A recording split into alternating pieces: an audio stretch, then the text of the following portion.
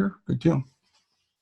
Hey, everybody. This is Brian Smith, your host of Grief to Growth. I'm back today with another episode. And today I have with me Lindsay McKinnon. Lindsay is a fellow Shining Light parent. She is a coach. She is a body movement instructor. Her website is soulbodyconnect.com. We're going to talk about her website and some of the things she's doing. She's got a free gift she'd like to offer if you visit the website. So with that, I want to say welcome, Lindsay. It's good to have you here. Thank you. It's good to be here, Brian. Yeah, we just met a couple of weeks ago through a mutual friend, and you and I had a conversation, and I felt like we have a lot in common. I think you have a lot that people in my audience would like to hear. Your story, I think, is very inspirational, how you've overcome, I hate to say the ultimate tragedy, but I think for people who've lost children or who've had children transition, I hate the word lost. It is, it's about as bad as we can imagine. So whenever I meet someone who is moving forward with that, I like to have a conversation with them. So maybe you could tell us the story of, how you kind of got to where you are. Oh gosh. How much time do we have? Just an hour? Oh, wow. How did I get from, I just I embraced it, really. I embraced it and dove really deep. I was gifted, and I'll even go so far as to say privileged, with the time and funds to float us so that we could coast, so that we didn't have to get right back to job. Yeah. And we could really go deep into our grief and work it. And I did a lot of traveling. I worked a lot with animals. I had incredible encounters, grief therapy, talk therapy, EMDR, embodiment practices was a huge piece of my healing. There's really nothing that I haven't done. Just So just backtracking a little bit, tell us what happened with your boys. March 19th, 2016, we were hosting some friends from out of town, and we survived a tragic house fire that night, and nobody knows how it started. There was not enough evidence left behind for the fire marshals to figure that out. Everything.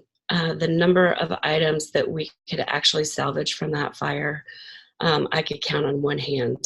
So in that fire, we lost our boys. Everybody else was able to get out, and it was not for a lack of trying to get the boys. Sure. The fire just literally pushed us all out. And it was tragic. And it was not only tragic and traumatic for me, but for an entire community, an entire town, because we were really invested in our community here in Roanoke. And so I knew early on, even that night, I knew that in order for me to heal this, that I had to take others with me, because it was so profound and it had such a ripple effect in our community. I had to be transparent with my healing process so that others could also know what is possible for them as well. So I took that very, very seriously. Yeah. Well, when we do these, we talk to people, we talk about how our children transition, but I want to talk about your boys, how they lived, or how they are, they're still alive. Their names, their ages, tell me about them. Well, Patrick was 10, and Patrick had just turned 10 a month before, and Logan was about to turn 6 a month after the fire. Okay. And I've got a picture of them right behind me on the wall right there. Wow.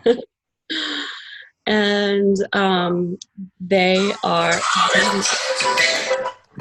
Sorry about that. Go ahead. That's okay. Life happens. They're just incredibly vibrant, energetic souls. They loved music. They loved to dance. They loved to make up their own words by meshing two words together. Yeah. And they were funny. They were very active, whether it was swimming or soccer or gymnastics. They just were very social among not only their peers, but with adults too. Yeah. Yeah, we loved going to music festivals and camping and spending time outdoors. Um, they were just incredible, vibrant boys, all boys. Yeah. Well, Very, it sounds a lot like my girls. They were about 3 years apart, and yeah. I could tell by that picture. I mean, you can just see the relationship between the two of them. You know. Oh, they were very close. They did everything together. They Yeah. practically shared a brain. Yeah. Yeah. That's fantastic. And you have other children. You have another child now since then, right? Yeah. So a year and a half after the fire, we were surprised with a pregnancy that we were not expecting. And being an older parent is quite a pilgrimage, I should say, in and of itself. And I love it. Her name is Trinity Acadia, and she's a feisty redhead that's also vibrant, and she's got a lot of grit to her as well. Like, she falls down and it doesn't faze her at all. She just gets up and keeps going. Yeah. Yeah. It's great. So you know, after the fire, the tragedy, you got right back into life, and you got really actively involved with your own healing. Uh, Yeah. as you said, it sounds like you've gone through several modalities. At what point did you kind of transition from healing yourself to starting to look outward to help other people? I know exactly. Well, uh, even in the midst of the fire, how I experienced that fire, it was like a transcendent experience, and I could. Um, it was. I mean, it's wild to say, and it's wild to hear, but I was parenting my boys through their transition because Hmm. I understood. I was very clear as to what was going on. It was a very um, one of those awakening moments that happens very quickly. And even in the hospital, when we landed in the trauma unit and then were transferred to another hospital 2 hours away, that happened to be in my hometown that I grew up in, a mile away from my mom's house. Oh, wow. Yeah, so there were just so many things. Um, and uh, gosh, I'm losing track. My thoughts are going all over the place Yeah. all of Yeah. a sudden. Yeah. But I knew that this was a massive experience. And 3 months later, after the fire, I ended up in an equine horse therapy program for 8 weeks in a row, along with some of my women friends here in town. We all went to the horses together because we're all parenting. Well, I was parenting in a different way, Hmm. right? Hmm. But they were parenting their children's grief for having lost their classmate and their friend. Yeah. And how do you hold space for parents who are also navigating their grief and trying to parent their children's grief? It's just, it was nothing short of epic in the full sense of the word. Yeah. And so I had this incredible encounter with a horse one day, and it was an otherworldly experience. This horse was pacing very quickly around the ring and reminded me of my son Patrick. And all I wanted to do was help this horse calm down and help it find some peace. And I walked over to it. It did not want me around.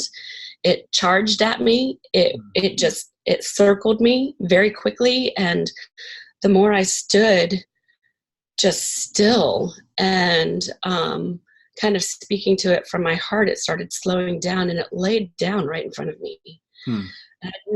I didn't grow up with horses. I know nothing about them. And to have such a magical creature lay down in front of me, it made me drop to my hands and knees. Hmm. I crawled over to it, and in this exchange, I felt my boys with me. Hmm. And I felt like I was holding them just like I did at nighttime when we said our nighttime prayers. Hmm. And it was, it was huge. And that was the moment I knew that I could still have a relationship with my children beyond the veil. Yeah. But that was the moment that it was a physical experience for me, a Yeah. visceral experience for me. And what I realized in that moment was when the horse stepped away and that moment was over, I realized that there were so many other people in that same field and other horses. And that was the moment that I was like, okay, it's not just me. It's not just about what I lost and my grief. It is about all of our grief Mm. that we are trying to lean into and figure out our next right steps, figure out how to find ourselves, locate ourselves, much less integrate it into a functioning life, much less a thriving life, right? Yeah. So I knew my boys wanted me to thrive because Yeah. that's what we did best together, Yeah. was thrive, and I knew that they wanted that for me still. You touched on so much there. I want to go back and kind of Oh bring yeah, some of those things out. I mean, you talked about the impact on the community, and I think a lot of times we underestimate the impact our children have on the community around them. My daughter was 15 when she transitioned. Your yeah. boys being 10 and said almost 6. Mm-hmm.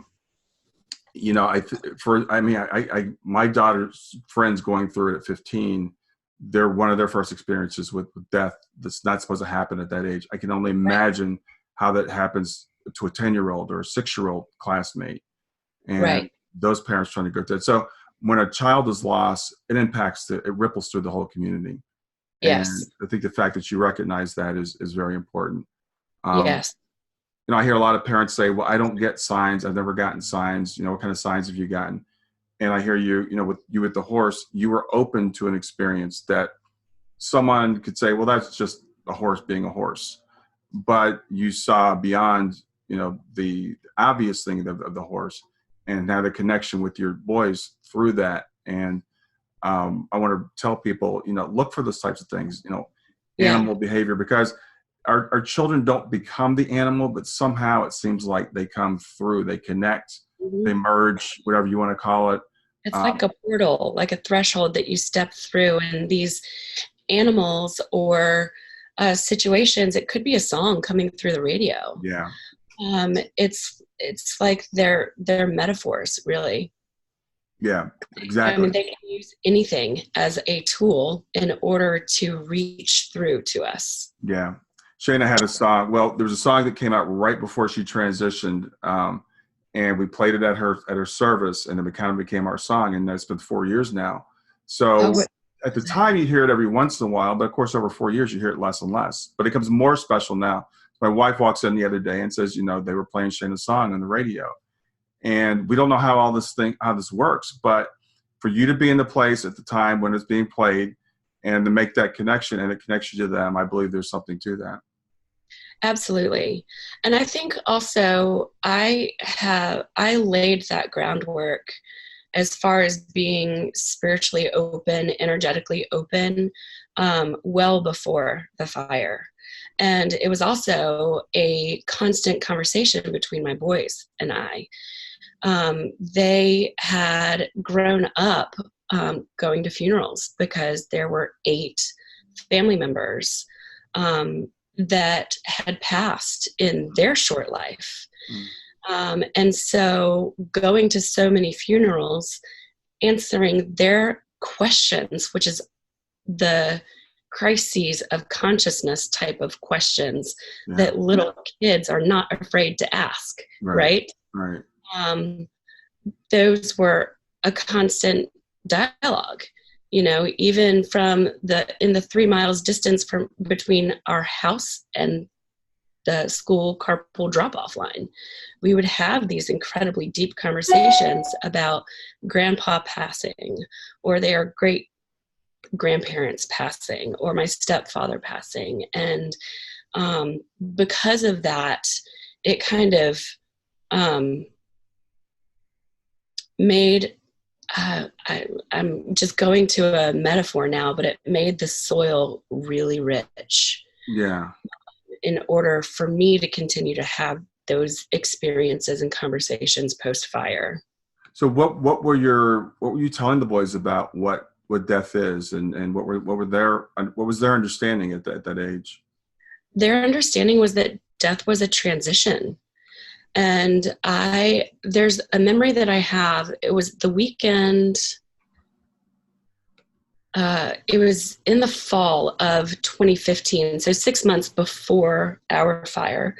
I was putting the boys down to sleep, and I thought Patrick was already asleep. And he all of a sudden shoots out of bed and sits straight up and looks at me right in the face. And it startled me because I thought he was asleep. Mm-hmm. And he said, "Mommy, time and space are just an illusion. I want you to remember that when you're sad." Wow. And I looked at him and I was like, "Okay, buddy, thank you." Wow. And he lay right back down and he went back to sleep. He had no idea that the very next morning, my grandfather was literally transitioning states away. We live in Virginia and my grandfather was in Pennsylvania. And the next morning I was taking them to school and then continuing to drive up to Pennsylvania to help my grandfather transition. Wow. And they're just profound words coming through the mouth of a then 9-year-old boy. Yeah. And so they understood that these bodies that we live in, these earthly bodies, are temporary. And they understood that we're spiritual beings having a human experience. And sometimes it hurts like hell. Yeah. You know, it's amazing. And I've talked to other parents, and some people say, well, sometimes we get premonitions. Our kids have premonitions. They're going to transition earlier. And we look back, Shayna did say some things, actually just a few weeks before she passed. She passed on June 24th, on Mother's Day. She was playing with her cousins we were up in Columbus, it's 2 hours from here, and we're with my family. And she said, "When I die, I want to be cremated and buried under a tree." And we didn't know this till after she had transitioned a few weeks later, and we were trying to make a decision on what to do with the remains. And we were going to talk to my other daughter about it. So my wife and I decided to have her body cremated. And we said, "Kayla, are you okay with that?" And she said, "Yeah." And she tells us a story that Shayna had said a few weeks before. We're like, "Well, why would she say that? Were you talking about this? Were you talking?" And she said, "No, we don't. Shayna was just weird. We don't know why why she said this at this time." So sometimes when we look back, we can get those kind of indications. And when you were telling that story, I got goosebumps all over for a kid to sit up and say something like that. And it's one of those things. I think it's a seed that's kind of planted, that when we look back, it brings us comfort. I know for me it does. To think. Yeah. And there's so many stories, Brian. It's unbelievable. This is why I'm writing this book. I hope I can finish it this winter. Because there are just so many stories that are similar to that. Also that fall with Patrick, he had been really having a lot of trouble with anxiety. And at that point, I'm a massage therapist and a childbirth doula. And so working with all kinds of modalities is kind of my thing. And I was helping him learn how to anchor his anxiety. And we use all kinds of body workers and energy workers. And he would say to me, he would grab his head and squeeze his hair through his fingers. And he would say things like, "I just feel like I'm coming out of my body. I don't know where I am. I'm coming out of my skin." And again, looking back, it's like, wow, yeah, somewhere deep inside of his soul, he knew. Yeah. And that is probably one of the hardest things to accept. Yeah. Yeah. Well, it's interesting because, again, talking to all the parents that I talk to, and everybody thinks their child is special. So, I mean, first of all, we got to put that out there. But there's something that it seems like our kids have in common.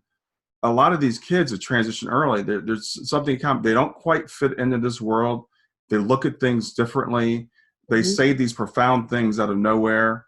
I've got a picture on my desktop now when Shayna was 2 years old, these giant Legos, and she's building this tower. It's literally above her head. And I remember when I took this picture, I said to my wife, I said, I hope she uses her powers for good and not for evil, because this child is going to be a force. Yeah. And literally the day she was born, the hospital, the nurses are like, there's something about the way she cries that Oh, you can just tell she's just going to be a force. Um, oof. I just got goosebumps. yeah, that's just the way she always was, and the way she kind of went through life. And I think people, that are like our kids, and maybe even like us a little bit, we have trouble fitting into the world sometimes. So I think a lot of times we do suffer with anxiety and depression, because it's like, this is not the way it's supposed to be. Right. So I think when you tell me this, I feel like I already know your kids. I mean, I just feel like I know what you're talking about. Yeah. It's hard to, our culture wants everything and everyone and every idea and concept to fit into a nice little box. And that's just not real. It's not real. Yeah, and the other thing that I'm learning is I'm an engineer, and I was raised in a family where I was scarred by religion early. So I thought that the universe was out to get me, God was out to get me, and stuff like that. And then I became like, well, the universe it's not caring. Maybe it's not out to get me, but it just doesn't care. It's all random. But there's more and more. There's magical stuff in the universe. All these things that happen, these synchronicities, these stories. It's not just a random thing, and if you open your eyes to it, then they just start to multiply, it seems like. Yeah.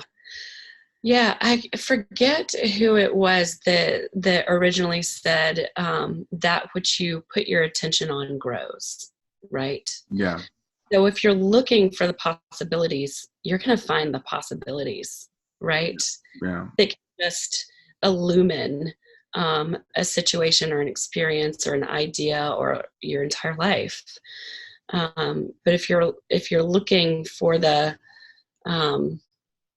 negative side of things, then you're going to find that too. Yeah. So Yeah. do you feel like, and this is a leading question, but do you feel like you and your boys planned this what you've got going on, or how do you feel about What I what have happened? going on now with Soul Well, Body. about them transitioning early, about them transitioning the way they did. Oh my gosh, I write about this in my book and I haven't spoken about it very much. um, yes and no. Yes and no. I really believe with all my heart that before we're even born, that we have these contracts with spirit, with God, with goddess, whatever the lens is Mm-hmm. that makes most sense to each individual.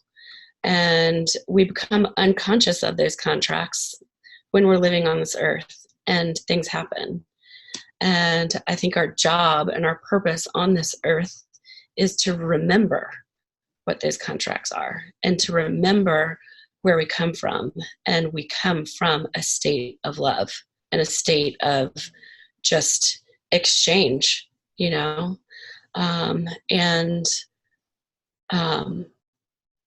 so somehow, I do believe that before I was born, I signed up for this life. And before the boys were born, they signed up for this life too.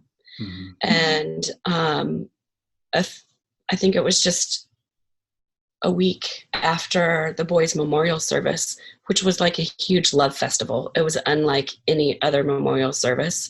It was outside at a camp and not inside of four walls. And there was all kinds of activities happening and kids swimming in ponds and Wow. making all kinds of banners and handprints all over the place. It was just magical. It was a kid's wonder world. Mm-hmm. It was a celebration of life. But about a week after that, because of being a Koya teacher, I listened to music in a different way. Koya taught me how to listen to music and use it as a tool to listen more deeply to my internal dialogue and to a spiritual dialogue that's even deeper than my dialogue. And through Koya, you get to explore that in your body. But my husband Tom and I were watching a movie, and right now I can't remember the title of the movie. Robert Redford was in it, and it was based on a Bill Bryson book, A Walk in the Woods. And the theme song was trailing through the movie, just the music, not the words. But because of Koya, that song just really got to me. And I'm like, what is this song? I have to know this song. I have to know this song. And I watched the credits. And at this point, my husband had fallen asleep on the couch, and it was just me up. And I saw the title of the song, the name of the musicians. I Googled it, downloaded it, and it was called Brother. And it was a Lord Huron song. And in the lyrics, it's all about how there's a fire coming. And these brothers make a pact together that they will walk through the fire together. Wow. That they don't understand what's going to happen, but they know that something big is about to happen, and that they make a pact to walk through the fire together. That's the lyrics of the song? That's the lyrics of the song. Wow. And I swell in tears just thinking about it. And I write about it in my book. Because that, again, is just yet another affirmation that we're here, we understand, we're still with you, and we're processing through this together, as hard as it is. Yeah. And we knew. Yeah. And we knew without knowing, really. Yeah. I call those things Easter eggs. Shane and I love to play games. So I look at the gaming analogy works for me in so many ways, as far as like, we go through this life, we level up. So I think leveling up is part of it. Facing the boss at the end of each level is another metaphor that I like to use. We have multiple lives. We play Mario Brothers. Shayna was the best person in the house. So Shayna always had at least 99 lives in Mario Brothers. So she would just throw her life away. It didn't matter. But there's this thing in gaming called Easter eggs, where the programmers will put little things in the game that are just kind of out of the ordinary for you to find. And I feel like when we're here, like you said, we forget why we're here, but we do have these little Easter eggs, these little things like that. And I've got stories of Kayla and Shayna and dreams and animals behaving strangely and things like that. It's just these little reminders that say, it's okay.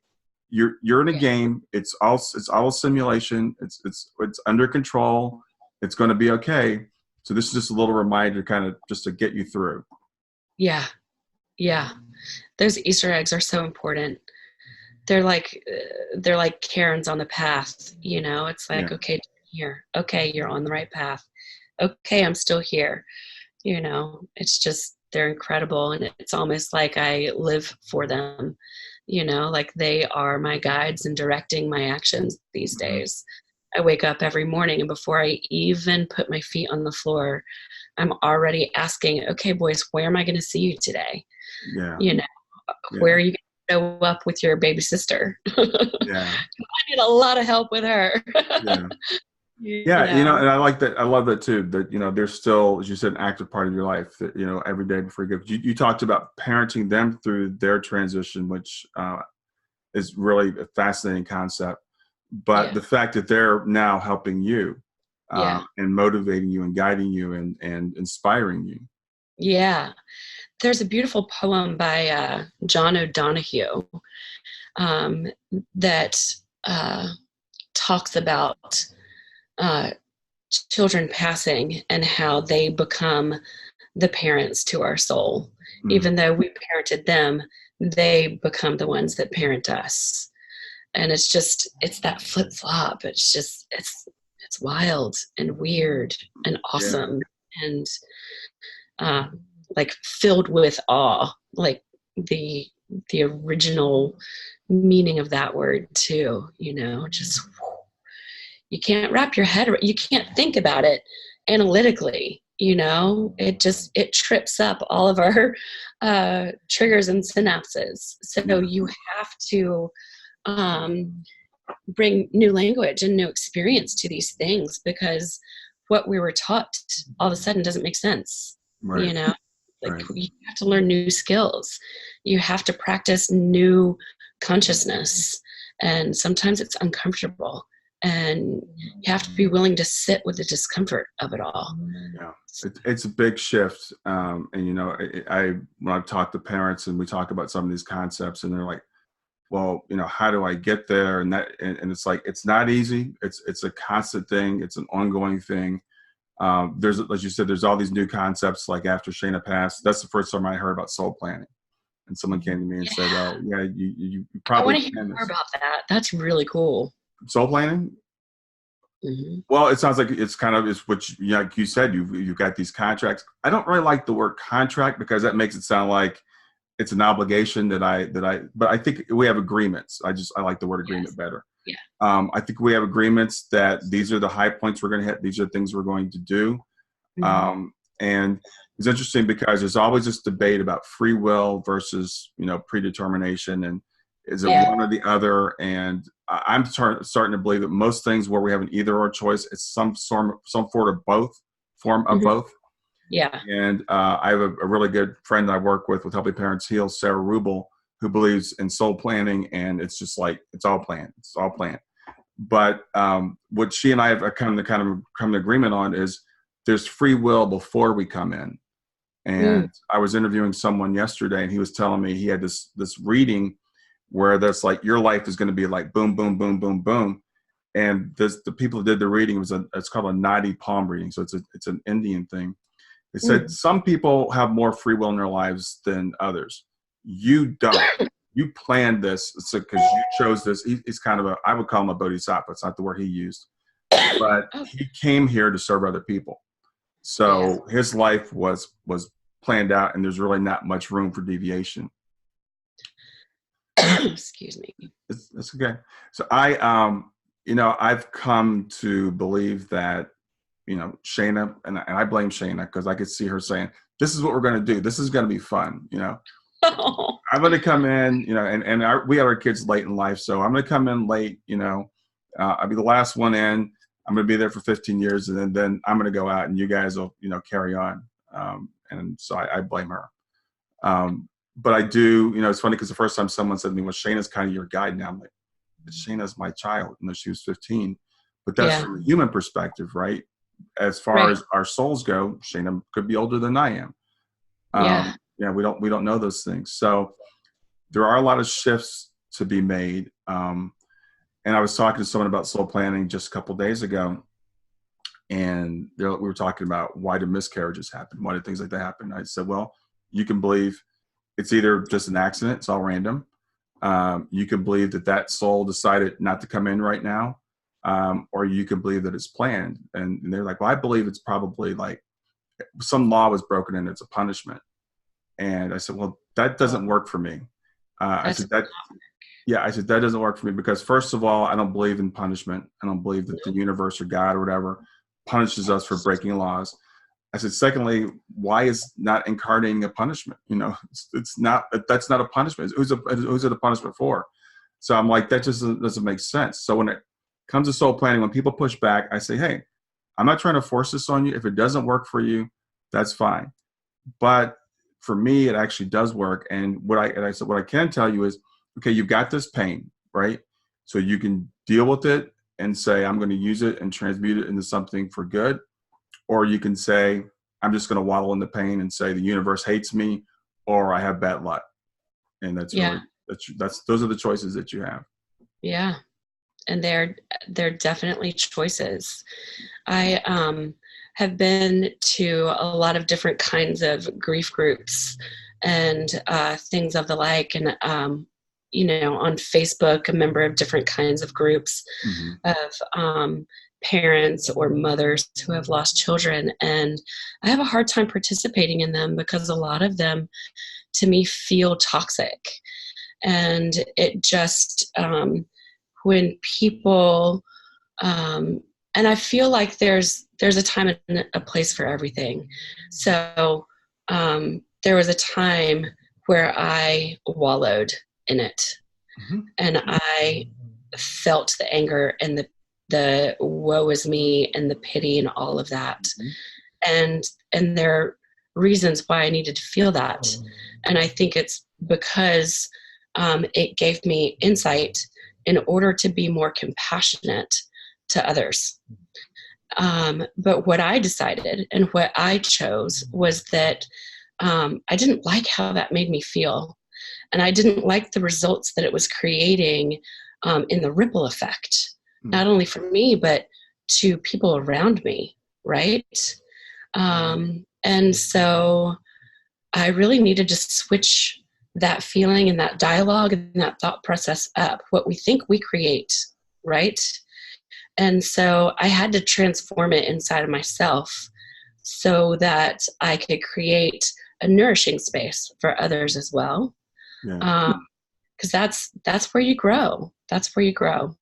Yeah, I think that's awesome, and I love the way you said that. And you know, you're right. There is a time for that, and I think we all go through that to some extent. And I still fall back into it. You know, I tell people, Absolutely. don't look at me and think, okay, I got it all figured out. It's not Right. at all. Yeah. But you know, there was a time. I remember people talking to me about healing a few weeks after Shayna passed. I was like, I don't want to heal. Yeah. Yeah. Yeah, I want to feel bad. I want to feel bad for the rest of my life. This is terrible. Oh my gosh. A bottle of wine and Game of Thrones were like my best friends for a while. It was like, numb me out. Yeah. Because I am already feeling way more than what this bottle of wine and what Game of Thrones could make me feel. Mm-hmm. You know?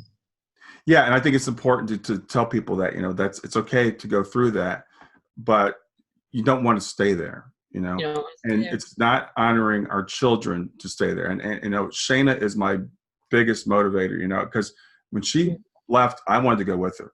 And I'm like, okay, I'm just ready to go be with her. And I realized, but now I have to be here for her, and I have to be here for her, for my wife, and for her, and for her sister as well, and now for other people. And I know that she's spurring me on, and she's like, okay, this is what you signed up for. You said you could do it, so let's do it. Yeah. Yeah. And it's like they can do more through us and with us, you know, as we are here saying yes and committing to just expanding more and more and more, and being willing to stand in that spot, which is so freaking hard to stand in. You know, people say you're so strong and you're so inspirational, and thank you. And it is, some days I am not strong, and sometimes I am anything but inspirational, you know, and sometimes, You talked about in your book, you're writing some things to say and not, or in your download, which we're going to talk about in a minute. There's things to say and not say. And I was like, okay, when you tell someone that they're strong, I know the sentiment you're trying to express, but what you're doing is you're not giving them permission to tell you how weak they really are. Because it's not easy. And there are times when you don't want to get out of bed. You don't want to keep doing this. And for a very long time, the first thought of my head every morning was, I don't want to be here. Why am I here again? It was like that scene in Groundhog Day. You know, you wake up every day and you're like, why am I still here? So, you know, we do go through those things. Mm-hmm. Yeah, we sure do. So let's talk about some of the stuff that you're doing, because you're doing amazing work. Your website is soulbodyconnect.com. And free gift to download there. People visit it. So what's the gift? So it's a downloadable, and it's just tips on what to say and what to do and what not to say and what not to do when you're navigating grief, or when you're holding space for someone else that's navigating grief. And just simple ideas that are not so simple, actually. For instance, one of them is the whole idea of telling somebody, you know, just if you need anything, just call me, right? And that when I was the one just having been impacted by this traumatic experience, I couldn't figure out what it is that I needed. Much less who could deliver that thing for me, much less the energy to pick up the phone and call and ask. That was way too much for me. And so there are a bunch of tips on that downloadable that kind of a little guide to how to be more compassionate. Yeah, I think that's so important, because People don't know what to say. They don't want to say the wrong thing. So They often, don't want to say the wrong things. And because they want to say the right things, they often don't say anything at all. exactly. Yeah. Yeah. And that also puts us in an awkward position Yeah. and creates isolation too. And Right. that's not the intention at all, because people come from a very beautiful intended space. Right. And they don't want to bring up your boys because they don't want to make you sad. You know, Yeah. they don't want to make you think about them. Yeah. I'm like, please ask me about my boys. I love talking about my boys. Why wouldn't I? Yeah. Yeah. So, and tell me about your online Soul Sessions membership group. Yeah, thanks for asking. So Soul Sessions is an online group. We meet twice a month on Zoom, and it's just for people who are navigating grief. I do not define what that grief impact was. It could be the death of a loved one. It could be a divorce. It could be loss of sense of self. But we have themes, and I create and present some content, and we have a Q&A and a discussion. We also have lots of guest speakers. So perhaps, Brian, you'd like to be a guest speaker one day. That sounds great. Yeah, that sounds really Yeah. interesting. I love that idea. I love the use. Well, obviously, I'm using Zoom to talk to you. People say, I don't like technology. I don't like social media. I love technology. I love social. I talk to people all over the world. I've made great friends, through using technology. You can bring people, face to face is great, but especially in grief, a lot of times people don't want to be face to face. They don't want to make the effort to get out of the house. They might cry, They can sit on a Zoom, they can be in their pajamas, they can turn off the camera. It's great. It's great. And we all have our stories, and there are similar themes that go through those stories. Yeah. And so what has happened to us is unique. How we navigate that and different things that we have to navigate because of it are common. And so I find that common space that we can all talk about. And it's not group therapy. I'm not a therapist. I don't pretend to be a therapist. Mm-hmm. But I can coach. And we just walk that path together, and we try and strike the balance of how to grow from this experience. Where do we go from here? Mm-hmm. So that's what Soul Sessions is about. That sounds really cool. I definitely want to check that out. And I know you have a retreat coming up in about a month or so. Yeah, October 4th and 5th here in Roanoke, Virginia. It's called a Root to Rise Retreat. And it's also on my website under soulbodyconnect.com/retreat. And we'll be working with the horses. So the same horses that I worked with that were so pivotal for me in my storylines, I'll be taking groups of people down to work with the horses, and then we'll be outside in nature, and we'll have a fire ceremony at the end of the night. Wow, cool. So you also do private coaching, right? Mm-hmm. That's available through your website. And so also tell me about Koya. That sounds fascinating. Is it like Tai Chi or something like that, or? Oh, such a great question. It's a movement practice where we use movement as metaphor. And so it's based on the idea that through movement, we remember. And we remember that we are wise, we are wild, and we are free. And through a Koya class, you go on an internal pilgrimage, and you explore your relationship to whatever the theme is for that night. And sometimes the theme could be gratitude. The theme could be good grief. The theme could be listening to your own internal wisdom. And it's not dance therapy, but it is therapeutic. And a lot of people have these huge aha moments, and it was pivotal to me in my healing process as well. I became a Koya teacher before our fire, and after the fire, I continued to lead Koya retreats worldwide. Koya's all over the globe, and I took people to Zimbabwe, and we worked with the animals and elephants there and the rhinos, and We went to Belize, we went to Costa Rica, and we also go to Asheville or Roanoke. So it's really all over the place, but we are a tribe of people that move our bodies and use our bodies as wise. We use physical sensation to explore how we feel about certain ideas or concepts, right? So we take what's going on up here in our head and we bring it into our body. Wow. So once you feel it, you know it, right? It is an infallible truth. Wow, that's amazing. Yeah, so you've got a lot of things going on. You're I'm going to say it. You are inspirational. I just met you, like I said, a couple weeks ago. We just sat down and had a chat on Zoom, and I just found you to be fascinating. It's interesting. You said we do have unique experiences, but we do have a lot of things in common as well. Just as human beings, and to see, to hear your story. I hear so much of my own story in it. Seeing your boys, I see my girls and your boys. The little preparations that you had for this, I had from a different perspective, because for me, because of my great fear of death, that's what prepared me.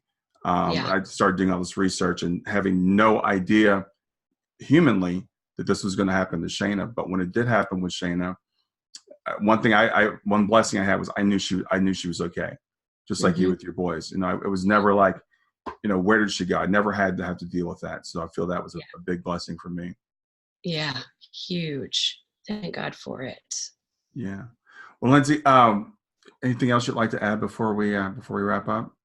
I'm just incredibly grateful for this time to spend with you, Brian, and to make this incredible connection that we found through helping parents heal, as well as our friend Devora. Yeah. And I'm just so grateful for the popcorn trail that I always follow, and it leads me to the most beautiful places and spaces. And I appreciate the time to just be transparent and have normal conversation, because death it can be scary, and it's also normal, and we don't normalize it in our culture. So thank you. Well, it's another divine appointment. I mean, it's like, I just cannot believe all the things that have been happening. So when Devora said, I want you to meet a friend of mine, I'm like, okay, that's fine. And she didn't tell me much about you. And we had the conversation. I'm like, okay, I've got to get her on my podcast. As I tell people, we're all the same, and we're all unique. Yeah. So, and we're all amazing beyond what I think most of us realize. So I keep doing these podcasts. I keep meeting people. I'm like, wow, she's just an amazing person. She's just an amazing person. And you are. I mean, I'm so glad to have met you. So hopefully we'll stay in touch, and love to be a guest on your session someday. Yeah, let's do it. Yeah, for sure. Lindsay, thanks a lot. I'm going to let you go, and have a good day. All right. Thank you, Brian. You take care. Bye. Hey, thanks for watching. Before you leave, I'd like to just remind you, you can always find me at www.grief2growth.com. That's grief2growth.com. And you can schedule a free half-hour consultation if you'd like. Also, before you leave, please click on the like button here, click on subscribe, and click on the bell. By clicking like, YouTube will show the video to more people. And by subscribing and clicking the bell, you'll be notified when I release new material. Thanks for watching, and have a great day.